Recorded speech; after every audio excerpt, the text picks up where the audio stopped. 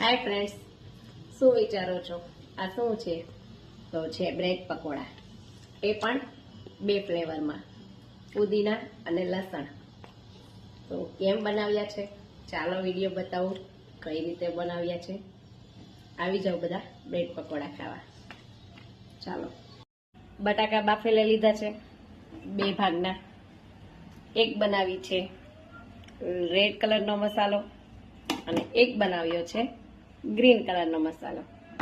Green કલરમાં નાખ્યા છે ધાણા, પુદીના, વરિયાળી, આખા ધાણા અને નિમક અને લીંબુ નાખી અને ધાણા ભાજીને નાખીને ગ્રીન કલરનો મસાલો બનાવી નાખ્યો છે.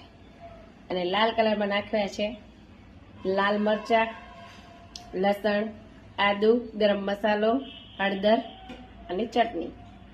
એને નાખીને નિમક નાખીને પીસી નાખ્યું છે. બંને મસાલામાં પેસ્ટ મિક્સ કરી દીધી છે.